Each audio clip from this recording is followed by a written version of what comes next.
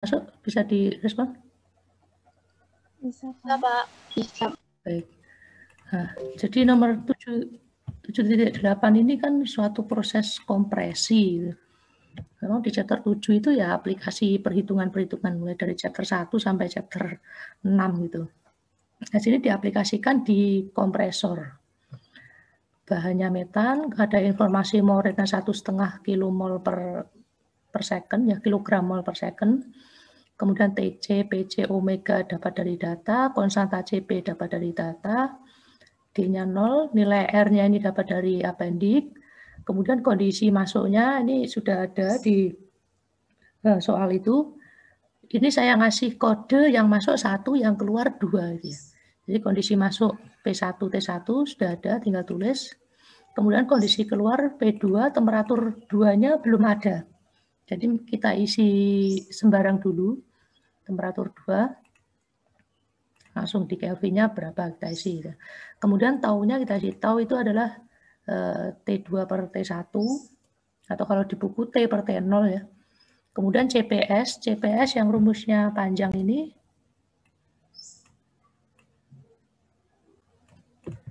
nanti di capture Excel-nya saya kirimkan ke kalian. Cuman Excel-nya nggak saya berikan ya, nanti kalian nggak belajar. CPS rumusnya ini A, B, bla bla bla, ada taunya, ada R-nya. Nih. Sudah, kemudian CPH ini juga, CPH saya tulis ini dulu. Nah, kemudian karena yang ini kompresor ada efisiensinya 0,78. Artinya sistemnya prosesnya bukan isentropis. Prosesnya bukan isentropis, tetapi apa namanya, pendekatannya kita mulai dari isentropis dulu. Pendekatannya dari isentropis. Delta SIG. Nah, jadi delta S total kan kita punya rumus seperti ini ya.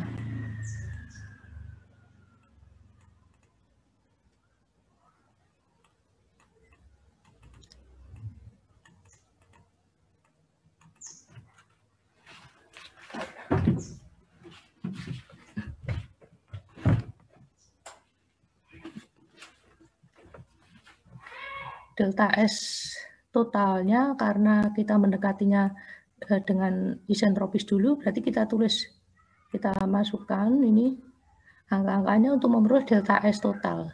Intinya kita perlu delta total sama dengan ini adalah delta SIG yang ini. Kemudian plus S2R minus S1R. Karena keduanya ini bukan gas ideal ya, tekanannya tinggi ini 35 bar sama 55 bar. Nah, sehingga kita hitung satu-satu dulu, satu suku dulu ya, delta S, G, kita hitung CP, ln T2 per T1, dan seterusnya. Ketemu jawabannya ini. Itu. Kemudian menghitung S1R.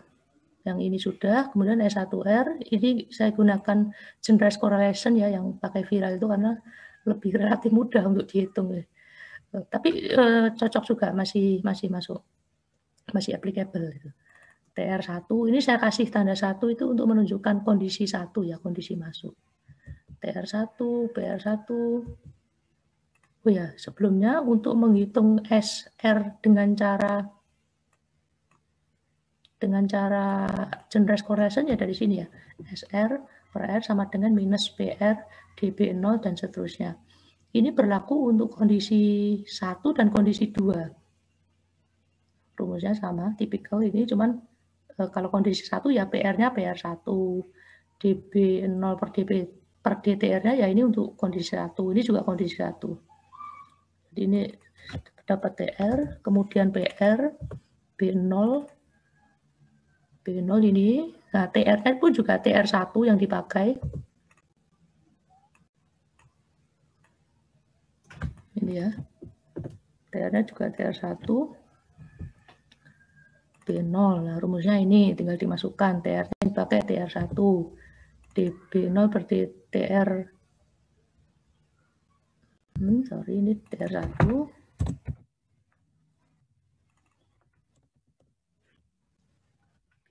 DB0 ini ya, 0,67 per TR pangkat sekian. TR-nya pun yang dipakai juga TR1. Kemudian B1 rumusnya ini, B1 per DTR rumusnya ini. Jadi intinya di sini yang dipakai untuk kondisi 1 ya. Kondisi 1, TR1 dan B1. Sehingga ketemulah S1R dengan rumus ini. Ya. S1R sudah ketemu. Kemudian S2R bagaimana? Caranya tipikal dengan kondisi 1 tadi ya. TR2, PR2, B0, tapi ini B0 dengan menggunakan TR2 gitu. Kemudian B1 ini juga menggunakan TR2, DB0 per DTR2 dan seterusnya. Intinya menggunakan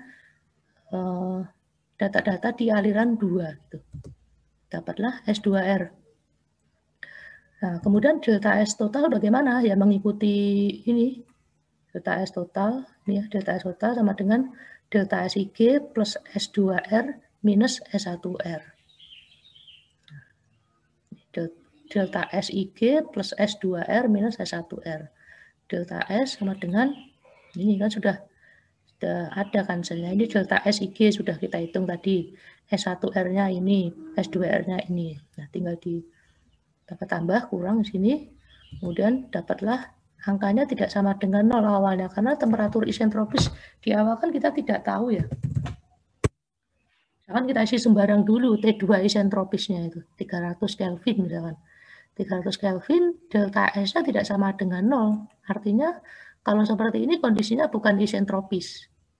Nah, padahal untuk menghitung kerja nyata dari efisiensi itu, kita memerlukan kondisi isentropis dulu. Oleh karena itu kita buat 0, ini errornya ini saya kurangi 0, harusnya kan 0 ya. Karena delta S ini harus bernilai 0. Itu saya gulsik. Kalau yang ini rasanya kalau untuk kerjakan manual cukup panjang ya, terlalu panjang, nanti nggak selesai-selesai. Itu value 0 ya, set ini, bahwa sel ini saya ingin 0 dengan mengubah apa? Dengan mengubah temperatur 2 tadi yang saya isi sembarang. Oke, 343 kita lihat. Nah, delta S-nya sudah 0. Sudah 0. Set to 0 by adjusting T2.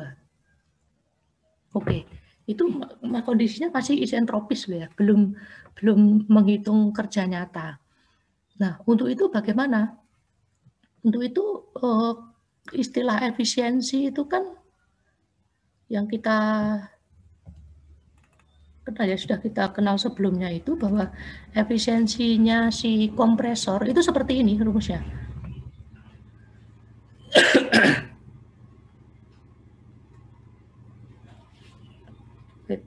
Efisiensinya kompresor itu adalah WS aksen, artinya kerja isentropis dibagi dengan kerja nyata. Yang ingin kita cari berikutnya adalah WS isentropis gitu. Karena efisiensi sudah ada 0,78. WS isentropis. Nah, WS isentropis itu sama dengan apa? Sama dengan delta H isentropis. Rumusnya delta H apa? Yaitu ini, delta HIG plus H2R minus H1R. Karena keduanya bukan gas ideal ya, sehingga H2R dan H1R-nya harus dihitung. Nah, ngitung delta HIG gimana? Ya, CPH kali delta T. Saya tunjukkan.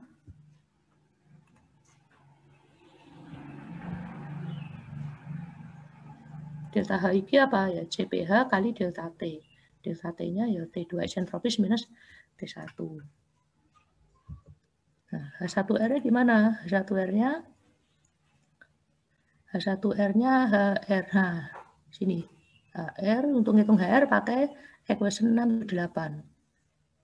Nah, kebetulan di atas kan sudah kita hitung kan tadi untuk kondisi 1, TR1, PR1, B0, DB per DTR1, dan seterusnya sudah hitung, sehingga kita tinggal masukkan di rumus 6.78, sehingga diperoleh H1R. Untuk H2R bagaimana? Tipikal caranya, tapi menggunakan data-data di aliran 2.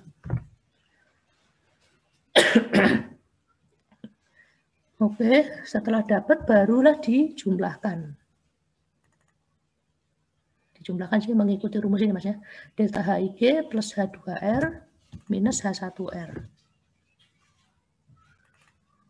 Jadinya ketemunya sekian. Di Joule per mol. Nah, sekian. Sehingga WS aksennya ya sama dengan delta H isentropis ini tadi. Ketemunya 1158 Joule per mol. Nah, lalu hubungannya apa gitu dengan efisiensi? Ya ini tadi kita masukkan efisiensi sama dengan WS isentropis per WS sehingga WS-nya bisa dihitung. Sehingga WS sama dengan WS isentropis dibagi dengan efisiensi. Jatuhnya lebih besar 1400 sekian.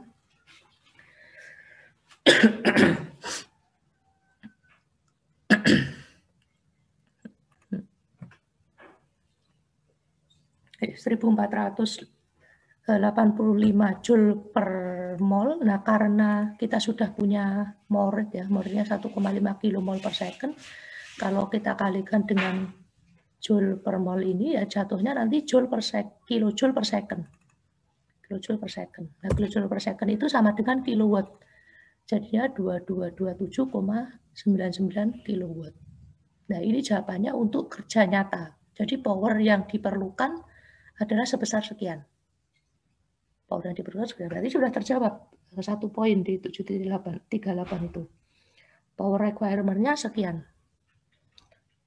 Kemudian ada lagi berapa temperatur keluaran dari metan. Nah, ini yang perlu kita hitung. Temperatur keluaran dari metan. Ingat bahwa temperatur 2 yang tadi saya tunjukkan, ini masih isentropis. Masih isentropis. Masih isentropis. Nah, oleh karena itu bukan ini, penyelesaiannya bukan ini. Karena ini tidak nyata. Nah, lalu bagaimana? Ya kita berangkat dari W. Karena W tadi itu sama dengan delta H. Ini saya taruh di sisi yang sebelah kanan. Untuk kondisi nyata, WS itu ya delta H nyata, bukan delta H isentropis. Ini ya, bisa dibandingkan yang kiri ini isentropis, yang kanan nyata. Delta H nyata. Delta H nyata rumusnya apa? Ya tipikal dengan isentropis, tetapi menggunakan temperatur nyata. Menggunakan temperatur nyata. Delta H IG-nya menggunakan T2 nyata. Nah, untuk itu karena ini Excel, nah, perlu kita membuat satu sel lagi gitu yang memuat temperatur nyata. Sini saya taruh di kanannya. Dan di sini temperatur 1 kan tetap ya, baik nyata maupun tidak, keluarannya tetap aja temperatur 1 tidak berubah. Temperatur 2 ini yang berubah. Kalau tidak nyata dia 343, kalau nyata berapa ini juga kita masih tidak ngerti. Bisa 350, kita isi sembarang. Sehingga taunya juga akan berubah. Tau nyata. CPH-mu juga CPH nyata juga akan berubah karena menggunakan tau nyata. Nah, kemudian delta HIG-nya juga akan berubah karena menggunakan CPH nyata, menggunakan T2 nyata. Sudah dapatlah ini. Kemudian H1R bagaimana? Nah, rumusnya H1R tidak melibatkan temperatur 2, jadi tetap sama. H1R baik nyata maupun isentropis. H2R yang berubah ini.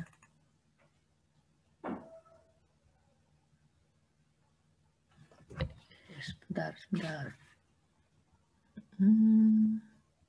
Oke, biru. Ada yang sedikit miss di sini. H1R betul ya, sama ya, karena tidak memuat T2. Jadi apapun yang memuat T2 kita tinjau ulang. Oke. Nah, yang sini ternyata perlu di paste juga nih.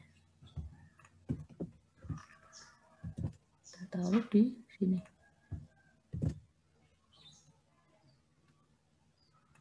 Oke, TR2 sama dengan T2 nyata.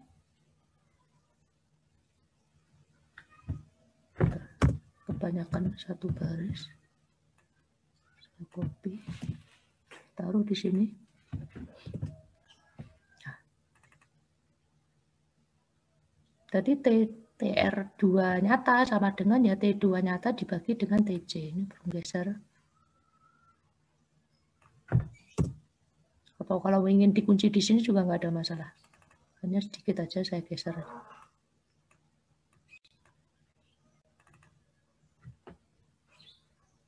P2-nya tidak berubah. Jadi bisa pakai P2 yang di kiri. Kemudian PC-nya tidak berubah.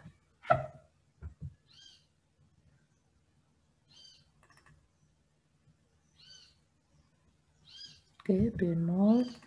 Oke, sudah menggunakan TR2 yang baru ya.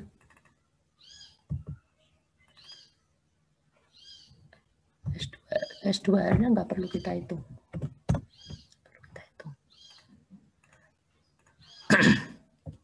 Nah, berarti ada koreksi sedikit di sini, H2R.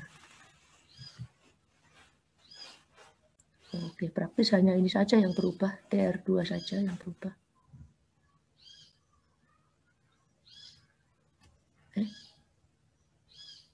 Enggak, Ding, semua nih. Jadi kita geser. Ini kursornya. Jadi enaknya kalau kita mengerjakan menggunakan Excel seperti ini ya. Kalau temperaturnya diubah atau apa namanya komponennya berubah, itu bisa tinggal mengubah nilainya di sel yang sama. Atau membuat sel yang baru juga apa-apa. Tadi di H2R. Oke, perlu kita geser ke sini. Karena yang kiri ini punyanya kondisi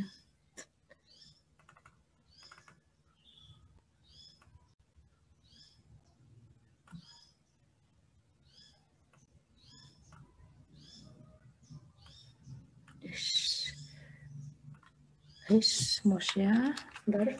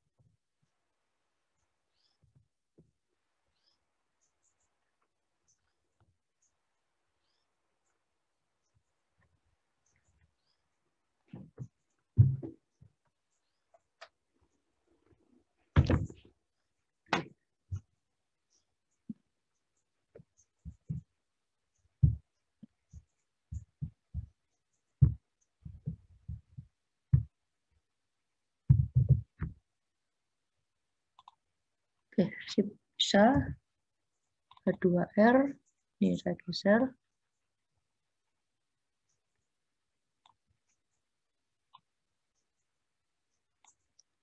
Nah, perhitungan seperti ini tuh menurut saya akan sangat berguna itu pada saat mana kalian pradesain pabrik. Karena hitungannya kalau kalian manual ya seperti ini.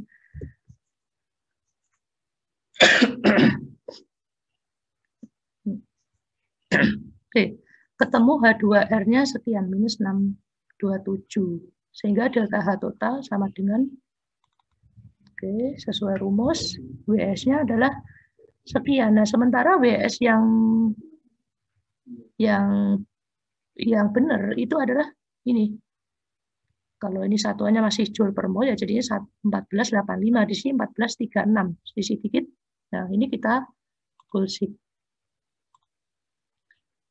Data, motif analisis, goal-sheet, sel ini kita minta bernilai 0 dengan mengubah apa? Dengan mengubah temperatur 2 nyata. Temperatur 2 nyata ada di sini. Klik OK.